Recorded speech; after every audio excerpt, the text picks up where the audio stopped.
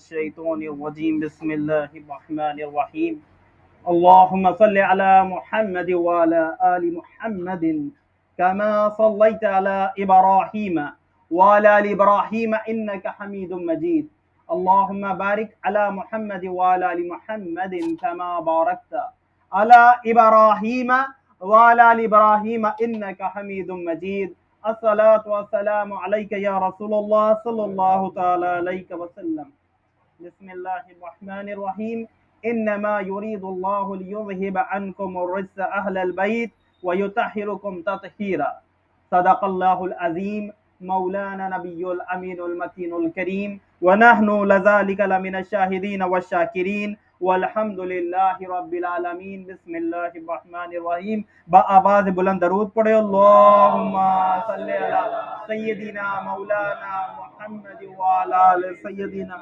مولانا محمد وبارک وسلم الصلاۃ والسلام علیک یا رسول اللہ صلی اللہ تعالی علیہ وسلم۔ ہم رسول خدا احمد مجتبی رحمت للعالمین راحت العاشقین جناب محمد مصطفیٰ صلی اللہ علیہ وسلم کی اس شہزادی کا ذکر سن رہے ہیں جو کہ خاتون جنت ہے، جو رسول کے دل کا قرار ہے۔ ہم نے کل بھی ان کے فضائل سنے، مناقب سنے، اور قرآن میں جو آپ کا ذکر اور فضیلت بیان کی گئی وہ بھی سنا۔ آج بھی ہم آپ کے فضائل اور فضیلت بیان کر رہے ہیں کہ سیدہ فاطمہ الزہرا کی ہستی کیا ہے، سیدہ فاطمہ الزہرا کون ہے۔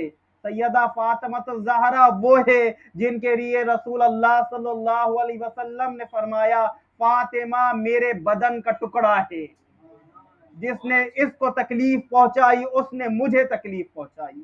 رسول اللہ فرماتے ہیں فاطمہ وہ ہے جس کے خوش ہونے سے اللہ خوش ہوتا ہے اور جس کے ناراض ہونے سے اللہ ناراض ہوتا ہے۔ فاطمہ وہ ہے جس کے غضبناک ہونے سے اللہ غضبناک ہو جاتا ہے۔ فاطمہ کون ہے؟ ہر عورت کی زندگی میں 3 مرحلے آتے ہیں، اور عورت کی زندگی میں 3 مرحلے آتے ہیں۔ پہلے وہ کسی کی بیٹی بنتی ہے، پھر وہ کسی کی بیوی بنتی ہے، پھر وہ کسی کی ماں بنتی ہے۔ اس کی زندگی میں یہ 3 مرحلے آتے ہیں۔ بیٹی باپ کے لیے رحمت ہوتی ہے، بیٹی باپ کے لیے رحمت ہوتی ہے، وہ پیدا ہوتی ہے تو باپ کے لیے رحمت ہے۔ اسلام نے، دین نے عورت کو بلند مقام عطا کیا۔ اس وقت میں جب عورتوں کو بیٹی جب پیدا ہو جاتی تھی تو اس کو زندہ زمین میں دفنا دیا جاتا تھا۔ جب اسلام آیا تو اس نے بیٹی کی عظمت بتائی، اس کی بلندی بتائی، اس کی سرفرازی بتائی، اس کی عظمت بتائی۔ تو جب بیٹی پیدا ہوتی ہے تو بیٹی کون ہوتی ہے؟ باپ کے لیے رحمت ہوتی ہے۔ پھر جب وہ کسی کی بیوی بنتی ہے تو وہ بیوی اس کے شوہر کا آدھا ایمان ہوتی ہے۔ اسلام میں حکم دیا گیا نکاح کرو، نکاح آدھا ایمان ہے، تو بیوی اس کے شوہر کا آدھا ایمان ہوتی ہے۔ پھر وہ کسی کی ماں بنتی ہے، جب ماں بنتی ہے اس کی اولاد ہوتی ہے تو اس کی اولادوں کی جنت اس ماں کے قدموں کے نیچے ہوتی ہے۔ لوگوں سے پوچھے جنت کہاں ہوتی ہے؟ جنت مصلی کے نیچے نہیں ہوتی، ماں کے قدموں کے نیچے ہوتی ہے۔ جنت مصلی کے نیچے نہیں ہوتی، جنت ماں کی قدموں کے نیچے ہوتی ہے۔ تو کہا کہ ایک بیٹی کیا ہے؟ باپ کے لیے رحمت ہے۔ فاطمہ اس کے لیے رحمت ہے جو خود رحمت للعالمین ہے۔ فاطمہ اس کے لیے رحمت ہے جو خود رحمت للعالمین ہے۔ کہا کہ ایک عورت مرد کے لیے آدھا ایمان ہوتی ہے، فاطمہ اس کی بیوی ہے جو خود کل ایمان ہے۔ اور کہا کہ اس کے بچوں کی جنت اس کے ماں کے قدموں کے نیچے ہوتی ہے۔ وہ حسن اور حسین جو خود سردار جنت ہے، ان کی جنت بھی فاطمہ کے قدموں کے نیچے ہے۔ تو فاطمہ الزہرا کی فضیلت کیا ہے؟ سیدہ فاطمہ الزہرا کی فضیلت کیا ہے؟ آپ کی مناقب کیا ہے؟ رسول اللہ صلی اللہ علیہ وسلم کے 3 بیٹے تھے، 4 بیٹیاں تھی۔ کتنے؟ ہمارے آقا جناب محمد رسول اللہ صلی اللہ علیہ وسلم کے 3 بیٹے ہیں، 4 بیٹیاں ہیں۔ ایک حضرت قاسم ہے، ایک عبداللہ ہے، ایک ابراہیم ہے، 3 بیٹے ہیں۔ اس کے بعد حضرت زینب ہے، حضرت رقیہ ہے، حضرت ام کلثوم ہے اور حضرت فاطمہ الزہرا ہے۔ حضرت فاطمہ الزہرا رسول کی چھوٹی شہزادی ہے اور رسول اللہ صلی اللہ علیہ وسلم کی سب سے زیادہ چہیتی ہے۔ اتنی چہیتی ہے کہ حضرت عائشہ صدیقہ فرماتی ہے کہ بعد از نبی اگر کائنات میں سب سے افضل کوئی ہے تو وہ فاطمہ ہے۔ اگر رسول کے بعد میں پوری کائنات میں اگر کوئی افضل ہے تو وہ فاطمہ الزہرا ہے۔ روایتوں کے اندر آتا ہے، حضرت عائشہ سے پوچھا گیا کہ رسول اللہ سب سے زیادہ دنیا میں کس سے محبت کرنے والے ہیں؟ تو وہ فرماتی ہے کہ حضرت فاطمہ الزہرا سب سے زیادہ محبوب رسول کو کوئی ہے تو فاطمہ الزہرا ہے۔ پھر رسول سے پوچھا گیا مردوں میں کون ہے؟ تو کہا علی مرتضیٰ ہے۔ مردوں میں کون ہے؟ علی مرتضیٰ ہے۔ رسول اللہ صلی اللہ علیہ وسلم جب بھی سفر کے لیے جاتے، مدینے سے باہر جاتے تو کیا کرتے؟ سب سے پہلے فاطمہ الزہرا کے پاس آتے، سب سے پہلے آپ سے ملاقات کرتے، اور جب لوٹ کے مدینہ بھی واپس آتے تو سب سے پہلے فاطمہ الزہرا سے ملتے، سب سے پہلے فاطمہ الزہرا سے ملاقات کرتے، سب سے زیادہ فاطمہ الزہرا سے محبت کرنے والے۔ بعض مورخین نے لکھا ہے کہ آپ نبوت کے اعلان کے 5ویں سال پیدا ہوئی، بعض مورخین نے لکھا 1 سال پہلے، اور بعض نے لکھا 5 سال قبل جو ہے آپ کی ولادت ہوئی۔ اور اب آپ رسول کی گود میں ہیں، اور کیا اترتی ہے؟ قرآن کی آیتیں اترتی ہے۔ کیا اترتی ہے؟ قرآن پاک کی آیتیں اترتی ہے۔ اللہ کے نبی صلی اللہ علیہ وسلم نے فاطمہ الزہرا کا نکاح سب سے بہترین شوہر کے ساتھ کیا، جو دنیا کا سب سے پہلا مسلمان ہے، جو سب سے پہلا صحابی ہے، جو سب سے پہلے نبی کے پیچھے نماز پڑھنے والا ہے۔ حدیث کھولے، حدیث کے اندر ہے کہ جب اعلان نبوت ہوا، نبوت نہیں ملی، اعلان نبوت ہوا، اس کے دوسرے ہی دن حضور کے پیچھے حضرت خدیجہ اور علی شیر خدا نے نماز پڑھی۔ ان کی فضیلت کیا ہے، ان کی عظمتیں کیا ہے؟ نماز کب فرض ہوئی؟ نماز کب فرض ہوئی؟ تو مولوی صاحب کہیں گے جی شب معراج میں ہے نا۔ نماز کو تحفہ کب ملا؟ شب معراج میں۔ تو جب شب معراج میں ملا تو یہ تو دوسرے دن نماز پڑھ رہے ہیں، یہ تو جس دن اعلان نبوت ہوا اس کے دوسرے دن نماز پڑھ رہے ہیں۔ تو ان کی فضیلت کیا ہے؟ دوسروں کے لیے اور ہے، ان کے لیے اور ہے۔ کل میں نے بیان کیا فاطمہ الزہرا کی فضیلت کیا ہے، کہا اللہ رب العزت نے سب سے پہلے آپ کا نکاح عرش اعظم پہ کیا، اور اس کے بعد میں زمین پہ کیا۔ سب سے پہلے کہا ہوا عرش اعظم پہ، اس کے بعد میں زمین پر آپ کا نکاح ہوا۔ حضور صلی اللہ علیہ وسلم فرماتے ہیں کیا؟ فاطمہ الزہرا میرا کون ہے؟ جگر کا ٹکڑا ہے، اور جس کے بارے میں نے قرآن کی آیت پڑھی کہ انما یرید اللہ لیذہب عنکم الرجس اہل البیت ویطہرکم تطہیرا۔ تو کہا کہ اللہ نے انہیں پاک کیا ہے۔ کیا کیا ہے؟ اللہ نے انہیں پاک کیا ہے۔ اب وہ بات بیان کر رہا ہوں کہ ایک عورت جو ہوتی ہے، ایک عورت جو ہوتی ہے تو اس میں کچھ اس کا دن اس کے کچھ ایسے آتے ہیں جن میں وہ اس کے لیے نماز معاف ہے، روزہ معاف ہے، اس کے لیے کوئی قضا نہیں ہے،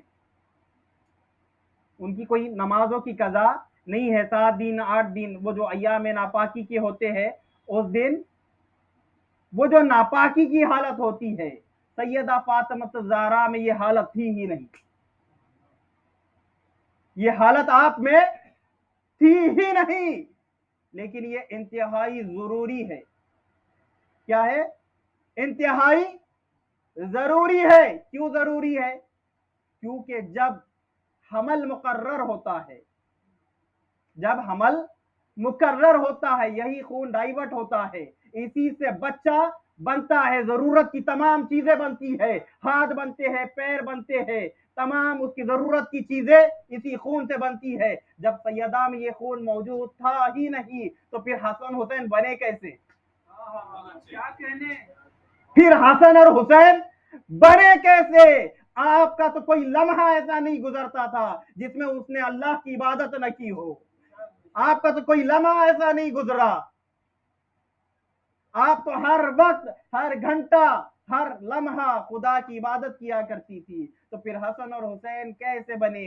تو کوئی مولوی اس کا جواب کیا دے گا؟ بلکہ احمد رضا خان بریلوی نے بریلی کی چٹائی پہ بیٹھ کے وہ شعر کہا کہ تیری نسل پاک میں ہے بچہ بچہ نور کا، تو ہے عین نور، تیرا سب گھرانہ نور کا.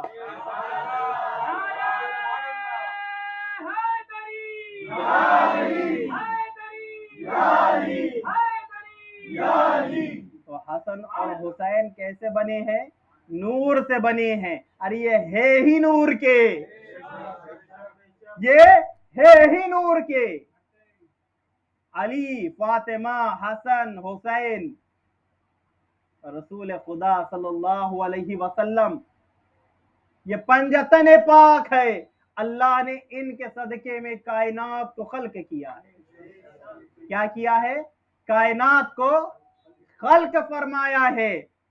اور میں نے کل ایک واقعہ بیان کیا تھا کہ جب سیدہ فاطمہ زہرا کے وصال کا وقت قریب آیا، سیدہ فاطمہ زہرا کے وصال کا وقت قریب آیا، تو قریب آنے کے بعد میں خیال گزرا پوری زندگی شرم و حیا کا پیکر بن کے رہی، پوری زندگی شرم و حیا کا پیکر بن کے رہی، اور کسی غیر مرد نے آپ کو نہیں دیکھا. لیکن اب وہ فرشتہ آنے والا ہے، وہ ملک الموت جو روح قبض کرے گا. سیدہ فاطمہ الزہرا کو یہ بھی گوارا نہیں تھا کہ وہ فرشتہ میری روح قبض کرے. ارے وہ ملک الموت جس کو اللہ نے نظام بنا رکھا ہے، جس نے تمام نبیوں کی روحیں قبض کی، جس نے پچھلوں کی روحیں بھی قبض کی اور آنے والوں کی روحیں بھی قبض کرنے والا ہے. لیکن جب فاطمہ الزہرا کے وصال کا وقت قریب آیا تو رب نے فرمایا ارے جو فاطمہ کو گوارا نہیں وہ مجھے کیسے گوارا ہو سکتا ہے؟ اگر فاطمہ اس چیز کو پسند نہیں کرتی کہ ملک الموت اس کی روح قبض کرے تو مجھے بھی یہ گوارا نہیں. ہاں، دوسروں کے نظام کے لیے، دوسروں کے لیے میں نے نظام اور رکھا ہے، فاطمہ کے لیے میں اپنے نظام کو بدل دیتا ہوں. کہا ملک الموت آیا. ملک الموت تو اکیلے آتا نہیں، کا ساتھ میں اور فرشتے بھی ہوتے ہیں، اور وہ جنت سے جو ہے وہ ریشمی کفن لے کے آتے ہیں اور خوشبوئیں لے کے آتے ہیں، اور جب روح نکالتے ہیں تو وہ روح اس کفن میں لپیٹ کر پھر مقام علیین میں لے جاتے ہیں.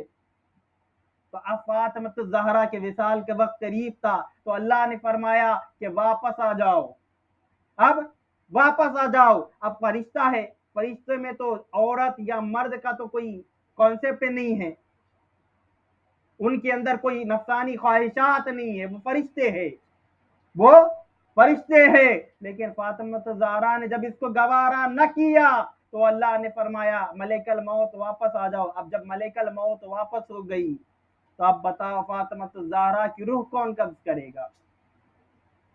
جب ملک الموت واپس ہو گئی تو سیدہ کی روح قبض کون کرے گا؟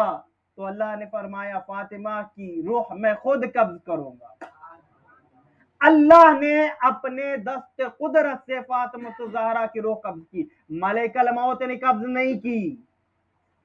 اب کوئی یہ کہے کہ کیا نص قرآنی بھی ہے؟ کیا یہ نص قطعی سے ثابت ہے؟ کیا یہ قرآن سے ثابت ہے کہ اللہ کسی اپنے بندے کی روح قبض کر سکتا ہے؟ تو ہاں، اس کا جواب قرآن میں موجود ہے. جیسے میں نے بتایا تھا کہ سورہ دہر کے بارے میں، سورہ دہر کہ فاطمہ الزہرا کی جو ہاتھ کی بنی ہوئی روٹیاں فرشتے عرش اعظم پہ لے جاتے تھے، یہ بھی سورہ دہر قرآن میں موجود ہے نا. تو اب یہ 24واں پارہ ہے جس میں اللہ رب العزت ارشاد فرماتا ہے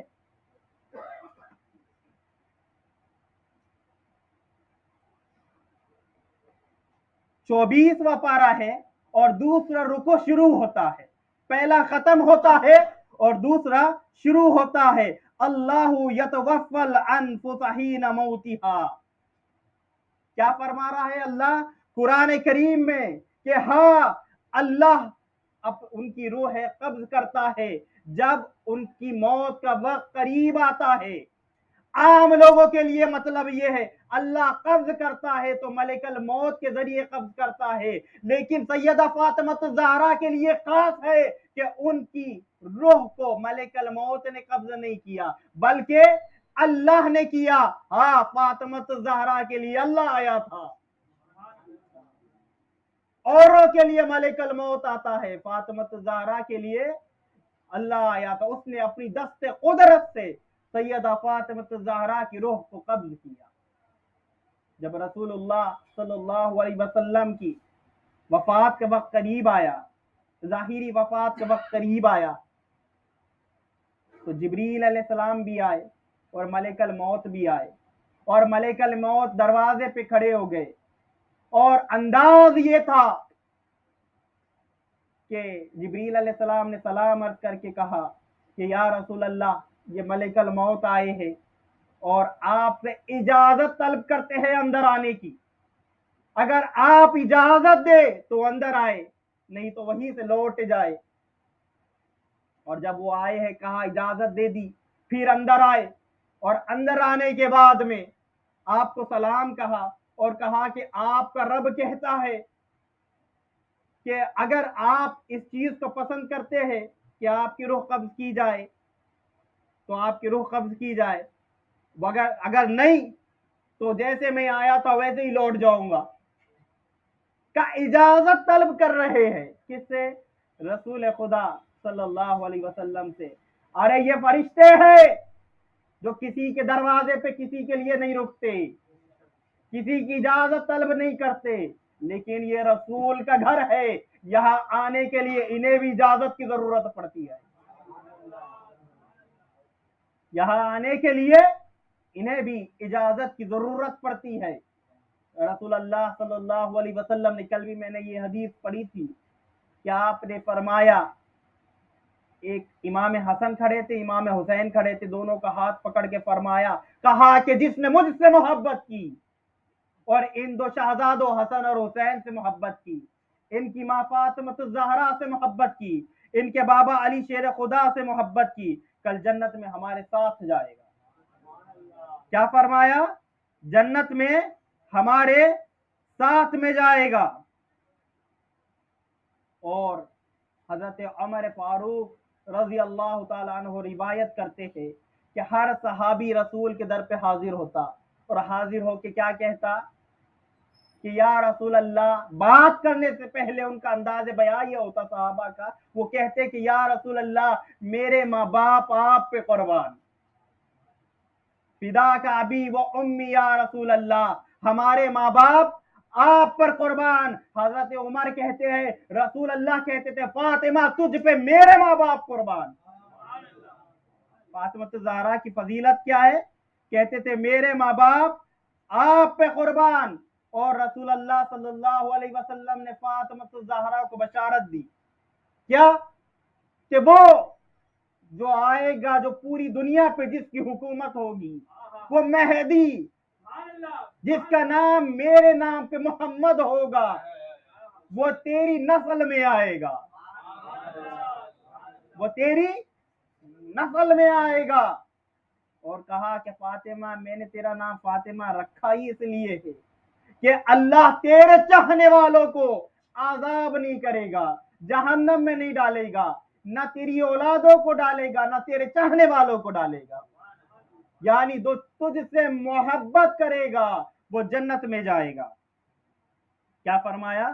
جو تجھ سے محبت کرے گا وہ جنت میں جائے گا. اور فاطمہ الزہرا کی جو شادی کا واقعہ وہ کل بیان فرمایا کہ اللہ کے نبی صلی اللہ علیہ وسلم حرم کے اندر تھے اور دشمن خدا جو تھے وہ کیا کرتے تھے کہ ایک مرتبہ کا واقعہ ہے کہ اللہ کے نبی صلی اللہ علیہ وسلم مسجد حرم کے اندر کعبۃ اللہ کے سامنے سجدہ کر رہے تھے، عبادت کر رہے تھے، تو مشرکوں نے اونٹ کی اوجڑی آپ کے پشت مبارک پہ ڈال دی تھی۔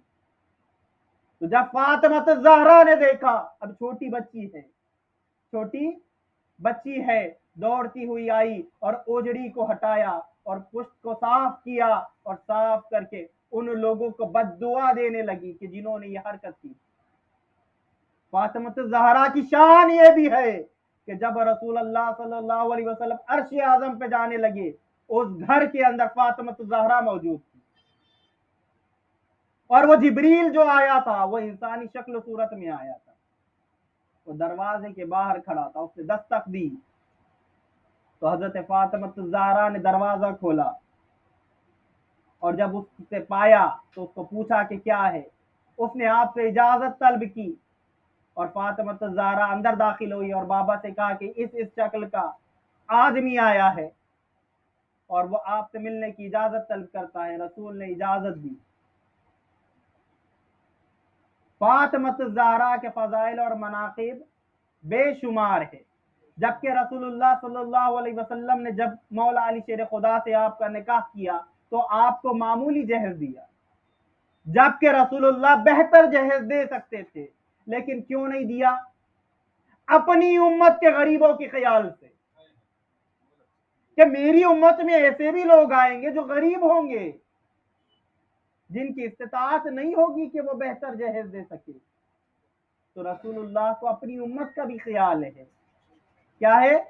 اپنی امت کا خیال ہے، تو اپنی بیٹی کا نکاح تو کائنات میں سب سے بہترین شخص سے کر رہے ہیں، وہ کائنات میں سب سے زیادہ علم والا ہے رسول کے بعد، جو علم والا ہے، جس کے بارے میں رسول نے فرمایا انا مدینۃ العلم وعلی بابها، میں علم کا شہر ہوں، علی اس کا دروازہ ہے۔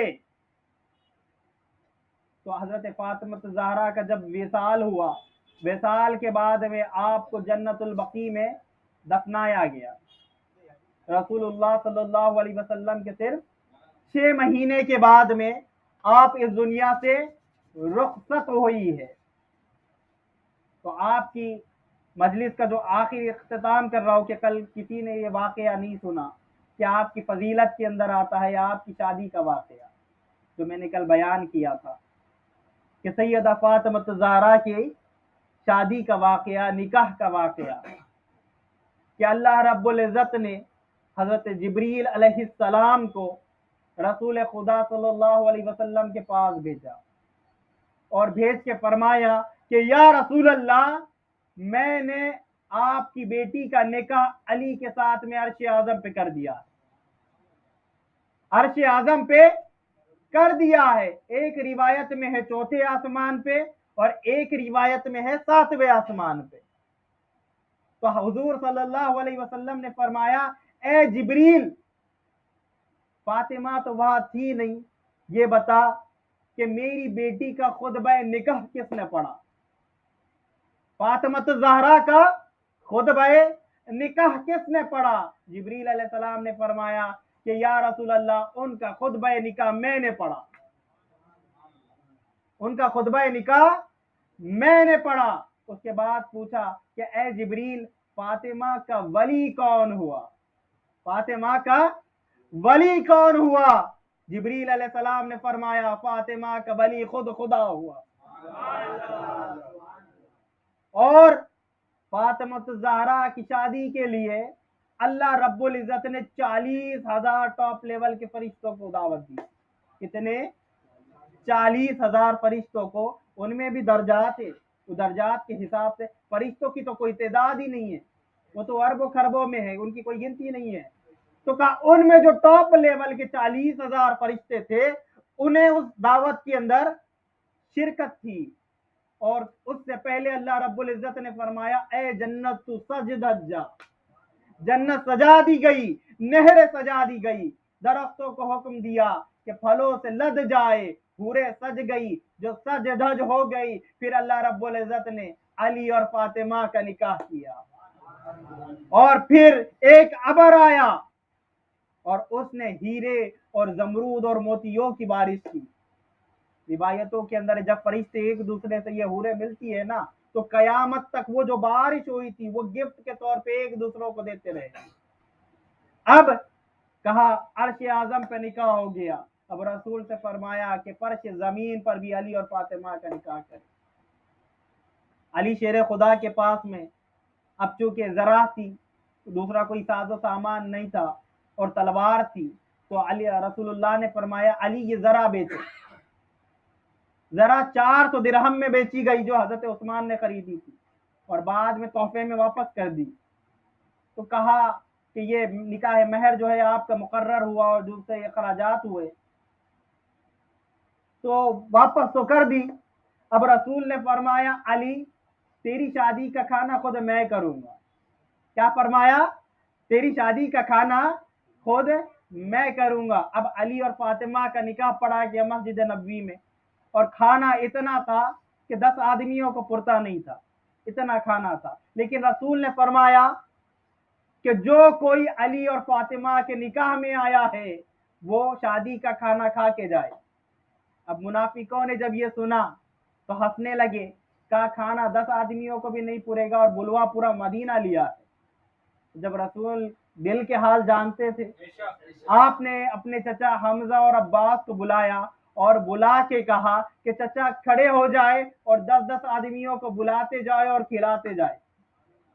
تو 10 آدمی آتے گئے کھاتے گئے، 10 آدمی آتے گئے کھا کے چلے گئے۔ 3 دن اور 3 رات تک کھانا چلتا رہا۔ کتنے؟ 3 دن اور 3 رات تک علی و فاطمہ کے نکاح کا کھانا چلتا رہا۔ جب 3 دن اور 3 رات گزر گئے پھر رسول اللہ نے فرمایا کہ دیکھو جاؤ مدینے کے ارد گرد کوئی غریب مسکین ہوگا، کوئی بیمار ہوگا، کوئی یتیم ہوگا جو کسی مجبوری سے آ نہیں سکا، جاؤ اور گھر گھر اس کو علی اور فاطمہ کا شادی کا کھانا ان کے گھر گھر پہنچاؤ۔ یہ فضیلت ہے فاطمہ الزہرا سلام اللہ علیہا، یہ آپ کی فضیلت ہے، آپ کے مناقب ہے۔ انشاءاللہ تعالی کل سے جو ہے وہ 12 اماموں کی مجلس شروع ہوگی، ائمہ اہل بیت کی، اور یہ مجلس جو ہے میری گزارش ہے کہ یہ نہیں چھوڑے، کیونکہ یہ بہت بہترین ہے اور بہت زیادہ علم آپ کو حاصل ہوگا۔ اور کل کی ہماری پہلی مجلس جو 12 اماموں کی ہے وہ پہلی مجلس مولا علی شیر خدا پہ ہوں گی، تو وقت پہ آ جائے اور انشاءاللہ کافی آپ کو اہل بیت سے فیض یاب ہوں گے۔ واخر دعوانا الحمدللہ رب العالمین۔